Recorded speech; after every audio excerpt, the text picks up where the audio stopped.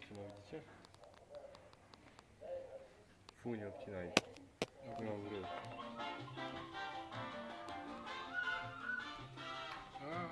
Niebieska. Ugryź, głupia.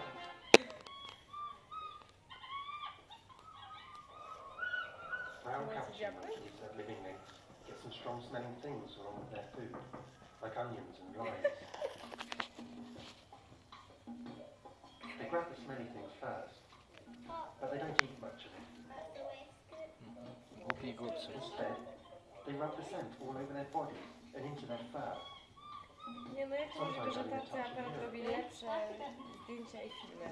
Bo nas nie jest dopracowane. Wild capuchins do this too, with things like acid squirting out, toxic millipedes, or plants that smell of licorice. These things, like onions and citrus fruits, contain proven antiseptics, or insect repellent chemicals. So capuchins are using simple medicines to keep their fur parasite-free and to keep insects away.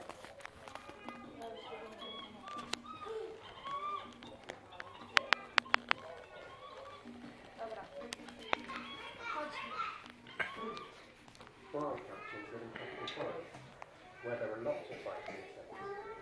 Capuchins are also trouble too, because they can carry diseases, like malaria.